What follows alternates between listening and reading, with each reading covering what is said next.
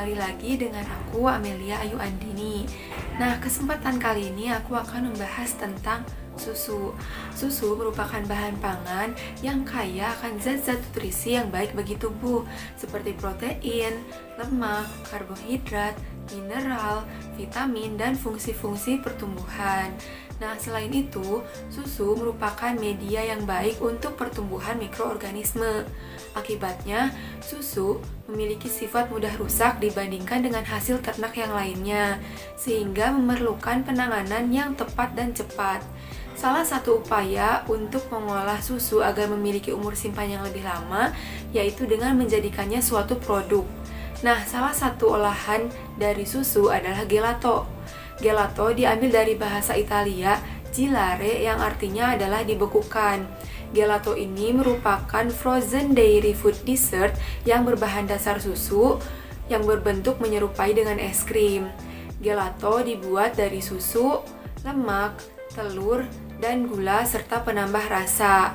Nah, akan tetapi gelato ini berbeda loh dengan es krim. Lalu, apa sih perbedaan antara gelato dengan es krim? Perbedaannya yaitu perbedaan gelato dengan es krim, yaitu gelato memiliki tekstur yang lebih padat, kandungan susunya lebih tinggi, teknik mengadukannya lambat, tidak menggunakan stabilizer, berbahan utama susu, kandungan lemaknya lebih rendah sekitar 6 hingga 11%, nilai overannya lebih rendah, tidak mudah meleleh, dan suhu penyimpanannya berkisar pada suhu minus 18 derajat Celcius hingga minus 20 derajat Celcius, serta berasal dari Italia. Sedangkan es krim memiliki tekstur yang kurang padat, kandungan susunya rendah, menggunakan teknik pengadukan cepat, menggunakan stabilizer, berbahan utama krim, dengan kandungan lemaknya tinggi yaitu sekitar 10 hingga 16%, memiliki nilai overan tinggi, mudah leleh, suhu penyimpanannya berkisar pada suhu minus 10 hingga minus 12 derajat Celcius, serta berasal dari Amerika Serikat. Nah, kita sudah tahu kan apa perbedaan gelato dengan es krim. Lalu, seperti apa sih proses pembuatan gelato? Prosesnya adalah sebagai berikut.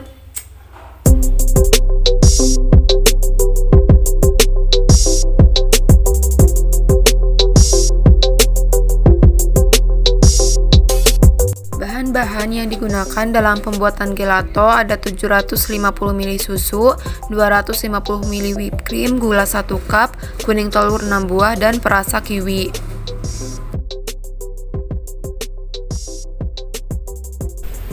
Susu merupakan bahan dasar dalam pembuatan gelato. Susu ini berfungsi untuk menambah padatan, meningkatkan kekentalan, dan menambah cita rasa. Whipped cream berfungsi sebagai agen pengemulsi, yaitu untuk memperbaiki struktur lemak dan distribusi udara ke dalam adonan gelato, sehingga dihasilkan tekstur gelato yang lebih baik. Selain itu, whipped cream juga berfungsi sebagai agen pembuih melalui pembentukan rongga udara yang lebih kecil, sehingga dihasilkan gelato dengan tekstur yang lembut dan tidak mudah meleleh. Dalam pembuatan gelato, gula berperan untuk menjaga gelato tetap lembab, memiliki umur simpan yang lebih lama, dan memiliki tekstur yang tetap stabil. Selain itu, gula berperan dalam menambah cita rasa manis pada gelato dan menurunkan titik beku dari gelato. Semakin banyak gula yang ditambahkan, maka suhu pembekuan gelato akan semakin tinggi.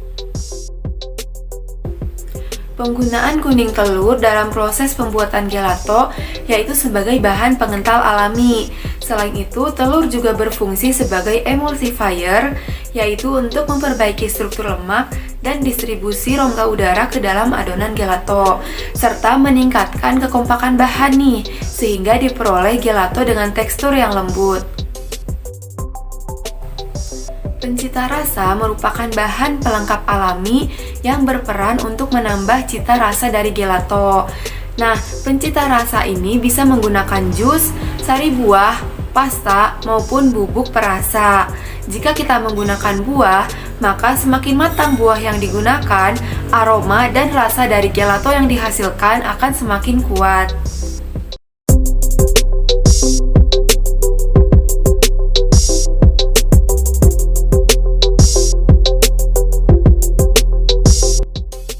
Masukkan gula dan kuning telur ke dalam wadah, lalu dimixer dengan kecepatan sedang hingga tercampur rata. Dimixer hingga warna adonan menjadi kuning pucat.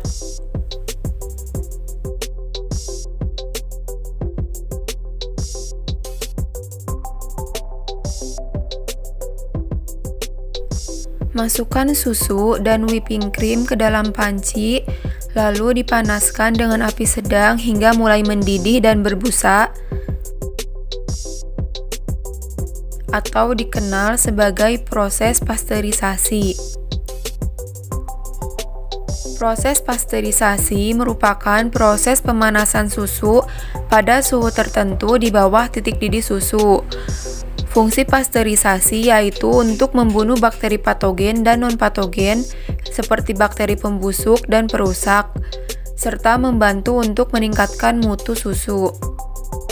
Ambil sebagian susu yang telah dipasteurisasi, kemudian dituang ke dalam campuran telur dan aduk dengan cepat, atau dikenal juga dengan proses tempering. Proses tempering merupakan proses pemanasan secara perlahan dengan mencampurkan susu dalam keadaan panas ke dalam adonan kuning telur dan gula secara perlahan. Fungsi tempering adalah untuk mencegah terjadinya penggumpalan tekstur dan menghomogenkan adonan. Pindahkan campuran telur ke dalam panci, tuang secara perlahan-lahan dan aduk dengan cepat hingga rata.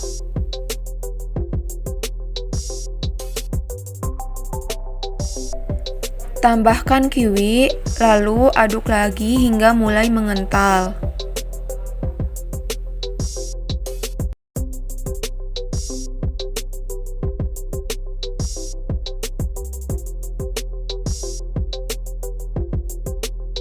Setelah mengental, tuang ke dalam wadah, lalu didiamkan hingga suhu adonan mencapai suhu ruang atau dikenal juga dengan proses cooling down. Setelah mencapai suhu ruang, selanjutnya adalah proses aging. Aging merupakan proses mendiamkan gelato di dalam refrigerator minimal selama 4 jam. Nah, proses aging ini tidak boleh lebih dari 24 jam.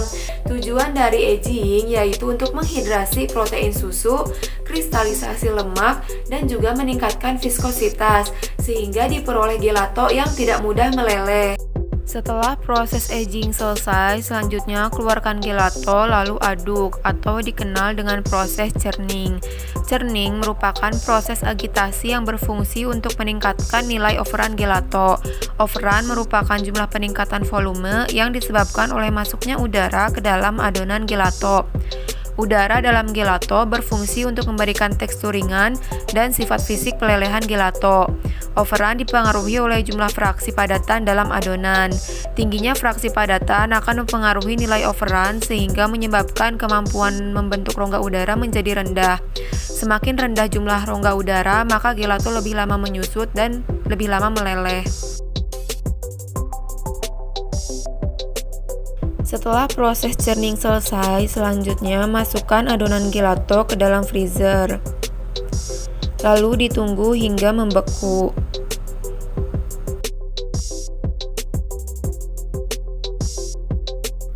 Gelato yang dihasilkan memiliki tekstur yang lembut dan padat.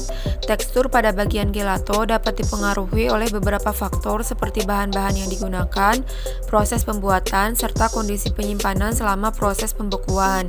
Buah yang digunakan dapat berpengaruh pada hasil karakteristik tekstur gelato. Gelato yang dihasilkan juga tidak mudah meleleh. Resistensi pelelehan pada gelato berkaitan dengan kekentalan dan tekstur adonan gelato. Semakin banyak jumlah padatan dalam adonan gelato, maka gelato yang dihasilkan akan lebih kental, dan pada saat proses pembekuan akan menurunkan titik bekunya, sehingga menyebabkan tekstur adonan lebih padat dan produk gelato lebih lambat meleleh. Overrun dan resistensi pelelehan pada gelato memiliki korelasi yang saling berhubungan.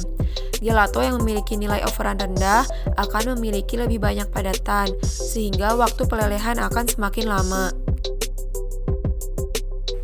Oke Oke, sekian pembahasan kali ini. Semoga kalian sudah bisa membedakan ya antara gelato dengan es krim. Dan terima kasih sudah menonton. Semoga bermanfaat. Wassalamualaikum warahmatullahi wabarakatuh.